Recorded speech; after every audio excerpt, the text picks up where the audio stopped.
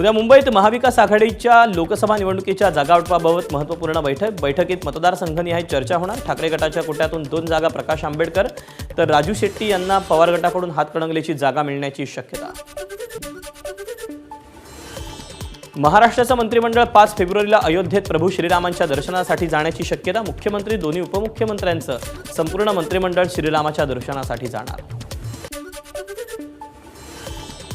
जयंत पाटलांची प्रदेशाध्यक्षपदी निवड 3 वर्षांसाठीच होती। 2022 साली त्यांचा कार्यकाळ संपला। अजित पवार गटाचं जयंत पाटलांच्या प्रदेशाध्यक्षपदावर प्रश्नचिन्ह। प्रदेशाध्यक्षपदाच्या पुढील निवडीपर्यंत किंवा निवडणूक होईपर्यंत कार्यकाळ सुरू राहतो। मला प्रदेशाध्यक्षपदी निवड झाल्याचं पत्र प्रफुल्ल पटेलांनी दिले होतं। अजित पवार गटाच्या प्रश्नावर जयंत पाटलांचं स्पष्टीकरण। मनोज जरांगेंच्या मुंबईतील आंदोलनाबाबत योग्य ती कायदेशीर कारवाई करण्यास तयार। राज्य सरकारतर्फे महाधिवक्ते यांची मुंबई उच्च न्यायालयात हमी। इंडिया आघाडीत मोठी अस्वस्थता। इंडिया आघाडीमध्ये बिघाणी होणार हे आम्हाला आधीच माहिती होतं। ममता बॅनर्जींनी देखील इंडिया आघाडी त्यांना मान्य नव्हती। भाजप प्रदेशाध्यक्ष चंद्रशेखर बावनकुळेंचं वक्तव्य। पुढील 2 दिवस कोकण, उत्तर महाराष्ट्र, मराठवाडा आणि विदर्भातील काही ठिकाणी तापमानात घट होण्याचा अंदाज। सोन्या चांदीचे दागिने महागणार। सोने चांदीच्या नाण्यांच्या आयातीवरील शुल्क 10%वरून 15%वर। याशिवाय मौल्यवान धातूंपासून बनवलेल्या नाण्यांवरील कस्टम ड्युटीतही वाढ। अश्वारोहण, गोल्फ, नौकानयन, पॉवरलिफ्टिंग, शरीर सौष्ठव, carrom, billiards and snooker, aerobics आणि एरोबॅटिक्स खेळांचा पुन्हा शिवछत्रपती पुरस्कारामध्ये समावेश। उपमुख्यमंत्री आणि MOA अध्यक्ष अजित पवार यांचे निर्देश। राज्यातील बहुचर्चित तलाठी परीक्षेतील उमेदवारांची निवड यादी उशिरानं रात्री जाहीर। परीक्षेची गुणवत्ता यादी जाहीर करण्यात आली होती। अंतिम निवड यादीची प्रतीक्षा होती। बलाढ्य शक्तीविरोधात आवाज उठवल्यानं कारवाई, पळून जाणार नाही, लढत राहणार, रोहित पवारांचं वक्तव्य। रोहित पवारांच्या ईडी चौकशीच्या निषेधार्थ राष्ट्रवादी कार्यालयाच्या बाहेर जोरदार घोषणाबाजी। कार्यकर्त्यांकडून ईडीचा निषेध। सत्याचाच विजय होईल, आव्हानांवर मात करून विजय मिळवू, सुप्रिया सुळेंची रोहित पवारांच्या ईडी चौकशीवर प्रतिक्रिया। केंद्रीय तपास यंत्रणा म्हणजे भाजपची शाखा, संजय राऊतांची टीका। तर महाविकास आघाडी रोहित पवारांच्या पाठीशी असल्याचं राऊतांचं वक्तव्य। जो कोणी चांगलं काम करतो, सरकारविरोधी भूमिका घेतो त्यांची चौकशी होते। राष्ट्रवादीचे ज्येष्ठ नेते अनिल देशमुखांची प्रतिक्रिया। रोहित पवारांनी काही केलं नसेल तर घाबरण्याची गरज नाही, तुम्ही जे पेरलं तेच उगवणार ना, नितेश राणेंची रोहित पवारांच्या ईडी चौकशीवर प्रतिक्रिया। श्री राममुक्त भाजप असं 10 तोंडाचा रावण म्हणतोय, आता या रावणमुक्त महाराष्ट्र करू, नितेश राणे यांची संजय राऊतांवर टीका। आणि यानंतर विदर्भातल्या बातम्यांचा घेऊया सुपरफास्ट आढावा। खासदार नवनीत राणा प्रकरणी सर्वोच्च न्यायालयानं 20 फेब्रुवारीपर्यंत सुनावणी पुढे ढकलली। उच्च न्यायालयानं निर्णय देऊ नये, प्रकरण प्रलंबित राहिल्यानं नक्कीच काहीतरी चुकीचं घडतंय, माजी आमदार अभिजित अडसुळे यांचं वक्तव्य। अमरावती जिल्ह्यातील दर्यापूरच्या तामसवाडीमध्ये जंगी बैलगाडा शर्यतीचं आयोजन। शर्यतीत राज्यभरातून बैलगाडा स्पर्धक दाखल। माजी आमदार अभिजित अडसुळे यांनी देखील बैलगाडा हाकला। वर्ध्यात शेजारी महिलेकडून बालकाचा नरबळी देण्याचा प्रयत्न। विहिरीला शेंदूर लावायला वाकलेल्या मुलाला महिलेकडून विहिरीत ढकलल्याची घटना समोर।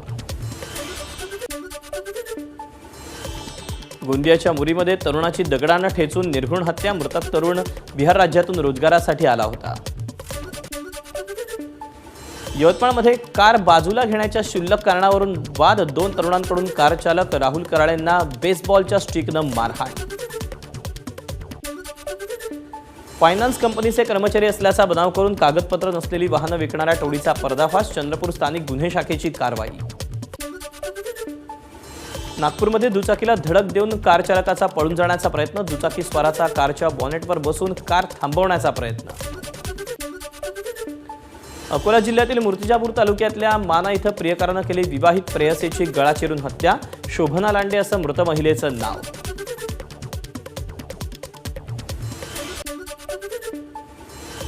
आणि यानंतर मराठवाड्यातल्या बातम्यांचा घेऊया सुपरफास्ट आढावा। धाराशिवमध्ये ओबीसींची महाएल्गार सभा, छगन भुजबळ सभेला उपस्थित राहणार नसल्याची माहिती. जसे जरांगे आरक्षणासाठी मुंबईत येतात तसं आम्ही आरक्षण वाचवण्यासाठी मुंबईला धडकणार, ओबीसी नेते प्रकाश शेंडगेंचा इशारा. सरकारी यंत्रणेकडे कर्मचारी असूनही काम शिक्षकांना, सर्वेक्षणाच्या कामात 90% शिक्षकच. येत्या काळात शिक्षकांना सर्वेक्षणाची कामं देऊ देत यासाठी मुख्यमंत्री आणि उपमुख्यमंत्र्यांची चर्चा करणार, आमदार विक्रम काळेंचं वक्तव्य. विकसित भारत संकल्प यात्रेचं लाखो रुपयांचं साहित्य उकिरड्यावर. नांदेडच्या कंधार घोडज रस्त्यावर साहित्य उकिरड्यावर आढळून आल्यानं खळबळ. डॉक्टर मिलिंद बारहाते संत गाडगेबाबा अमरावती विद्यापीठाच्या कुलगुरुपदी आज स्वीकारणार पदभार. आणि यानंतर पश्चिम महाराष्ट्रातल्या बातम्यांचा घेऊया सुपरफास्ट आढावा. आमदार रोहित पवारांच्या ईडी चौकशी विरोधात राष्ट्रवादीचे कार्यकर्ते आक्रमक. सोलापुरातल्या 4 हुतात्मा चौकात रोहित पवारांच्या समर्थनार्थ राष्ट्रवादीची निदर्शनं. मनोज जरांगेंच्या पुण्यातील मोर्चाचा मार्ग बदलला. मोर्चाच्या मार्गात रुग्णालय असल्यानं रुग्णांना त्रास होऊ नये म्हणून मार्ग बदलण्याची पुणे पोलिसांकडून विनंती.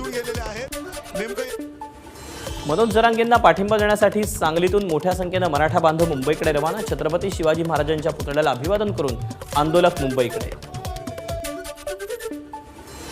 लांडग्यांनी वाघाचं कातडं घातलं तरी ते वाघ होत नाहीत. वाघ एकच तो म्हणजे बाळासाहेब ठाकरे. मुख्यमंत्र्यांचं वक्तव्य. जेजुरी गडावर शाकंभरी उत्सवाचा उत्साह. मंदिराच्या गाभाऱ्यात पालेभाज्या आणि फळभाज्यांची पूजा.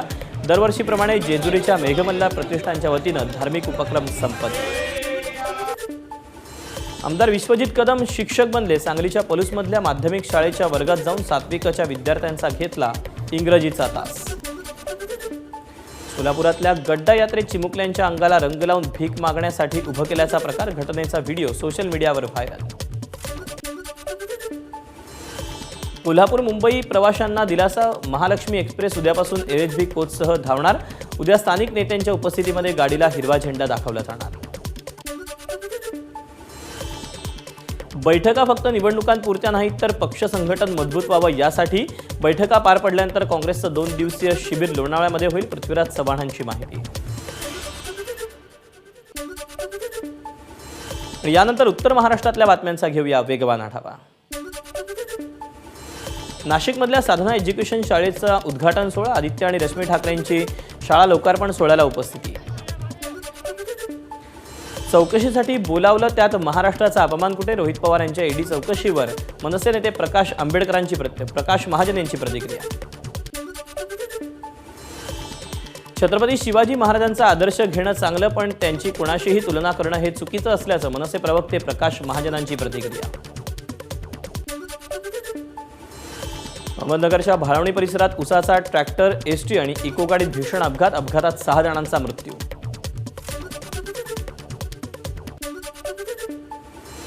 आणि यानंतर कोकणातल्या बातम्यांचा घेऊया सुपरफास्ट आढावा. हिट अँड रन विरोधात चिपळूणमध्ये मालवाहतूक रिक्षा संघटनांची बंदच्या. खाजगी वाहतूक बंद. रिक्षाचालकांच्या मोर्चात हजारोंच्या संख्येनं चालक सहभागी. पालघरच्या पूर्व भागातील धरमपूर परिसरात स्थलांतरित फ्लेमिंगो पक्षी मृत अवस्थेत. 7 ते 8 फ्लेमिंगो पक्षी एकाच ठिकाणी मृत अवस्थेत आढळल्यानं खळबळ. सिंधुदुर्ग जिल्ह्यातील वैभववाडी तालुक्यातील शिराळे गावची सुमारे 450 वर्षांची परंपरा असलेली गावपळण सुरू. शिराळेवासियांचा गुरढोरांसह नजीकच्या सडुरे गावाच्या हद्दीत डोंगराच्या पायथ्याशी बांधलेल्या राहुट्यांमध्ये संसार. उद्धव ठाकरेंचा नाशिक दौरा आटपून परतणाऱ्या शिवसैनिकांच्या गाडीचा अपघात. जव्हार नाशिक रोडवर अपघात झाल्याची माहिती.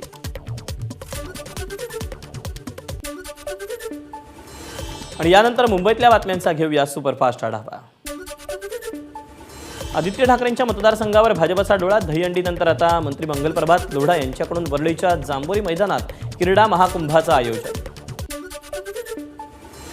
शिवसेना संपवण्याच्या कटात तुम्ही स्वतः सहभागी होतात का? अतुल भातखळकरांचा उद्धव ठाकरेंना सवाल. तर पक्षाला काँग्रेसच्या दावणीला बांधून संपूर्ण शिवसेना संपवण्याचं काम उद्धव ठाकरेंनी केलं. भातखळकरांचा आरोप. मुंबईमध्ये राष्ट्रवादीचे कार्यकर्ते आक्रमक. रोहित पवार ईडी कार्यालयातून बाहेर न आल्यास बॅरिकेडिंग काढून ईडी कार्यालयाकडे जाण्याचा इशारा. सुप्रिया सुळेंनी काढली कार्यकर्त्यांची समजूत. काँग्रेसमधून निलंबित झाल्यानंतर माजी खासदार उल्हास पाटील आणि त्यांच्या कन्या केतकी पाटील यांचा भाजपात प्रवेश. प्रदेशाध्यक्ष चंद्रशेखर बावनकुळे आणि गिरीश महाजनांच्या उपस्थितीमध्ये पक्षप्रवेश संपन्न. सर्वेक्षण सर्व समाजाचा आणि सर्व जातींचं करावं. मराठा आरक्षणाचा मुद्दा तिघडी सरकारनं चुकीच्या पद्धतीनं हाताळला. आधी वेळकाढूपणा केला आणि आता 10 दिवसात सर्वेक्षण केलं जाते. विरोधी पक्षनेते विजय वडेट्टीवारांची टीका. मराठा आरक्षणाबाबत सर्वेक्षण सुरू, मात्र त्यासाठी कमी दिवस हाती असल्यानं शिक्षकांनी मदत केली पाहिजे. असं सर्वेक्षण वारंवार होत नाही. शिक्षकांना माहिती आहे विद्यार्थ्यांचं कोणतंही नुकसान होणार नाही. दीपक केसरकरांची ग्वाही. सरकार प्रामाणिक प्रयत्न करते, त्यामुळे सर्वेक्षणाला मदत करायची की मुंबईत यायचं याचा निर्णय मनोज जरांगेंनी घ्यावा. दीपक केसरकरांचं आवाहन. तर मुंबईत कायदा सुव्यवस्थेचा प्रश्न निर्माण होणार नाही, त्यासाठी सरकार सक्षम. केसरकरांना विश्वास. एबीपी माझा, उघडा डोळे बघा नीट.